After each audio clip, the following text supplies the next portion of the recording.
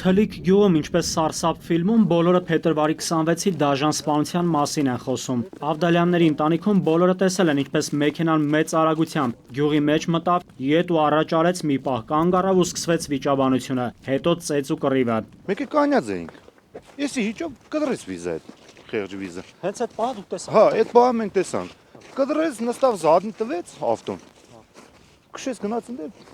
մտավ ձան մեջ մնաց։ Կրտսեր Ավդալյանը դեպքի վայրն է ցույց տալիս, արյան հետքերը դեռ թարմ են։ 25 տարեկան Վարդան Հովսեփյանը 20-ամյա տաքսիստին Կարլեն Գրիգորյանին հենց այս ջրափոսի մոտ է մի քանի տեղով դանակահարել, մեքենայից դուրս գցել, նստել ղեկին ու փախուստի դիմել։ Ոտով դեպի սարերը։ Դեպի սարերը մենք զանգիկ վայրիներին, սալդատներին։ Խաբարեր ենք զաստավից վայրինք շունով եկալին գնացին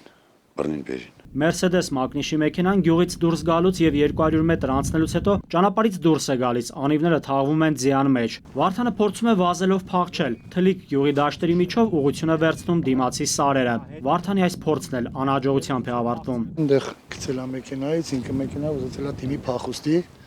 Եկել է երթևեկելի մասից դուրս է եկել, չի կարողացել մեքենան հանի, ոտքով փախել է։ Թլիկ գյուղում, որտեղ սպանվել է երիտասարդ տաքսիստը, ոստիկաններն են հերթապահում։ Փետրվարի 26-ին ժամը 17:49-ը ոստիկանության Թալինի բաժինը ահազանգ ստացել, որ Թլիկում դիակ կա, Պարանոցի շրջանում Արնաուսող վնասվածքով։ Օպերատիվ խումբը իրանց մասնակցությամբ հայտնաբերել են։ Ոստիկանության հաղորդագրության համաձայն այդ օրը ժամը 16-ին Վարդան Հովսեփյանը Երևանի Լենինգրադյան փողոցում նստել է Կարլեն Գրիգորյանի տաքսին Գյումրի մեկնելու նպատակով։ Արմավիր Գյումրի ճանապարհին Թլիկ գյուղի մոտ։ Ծագած վիճաբանության ընթացքում Վարդանը դանակով հարվածել է Կարլեն Գրիգորյանին եւ դիմել փախուստի։ Վարդան Հովսեփյանը նույն օրը ժամը 19:45-ին գյուղի դաշտում հայտնաբերվել եւ բերման է ենթարկվել։ Նա խոստովանել է կատարած հանցագործությունը։ Դանակն առգրաված է, Վարդան Հովսեփյանը ձերբակալված է։ Նաիրի Մուրադյան, Ալբերտ Գալստյան, ժամը լրատվական։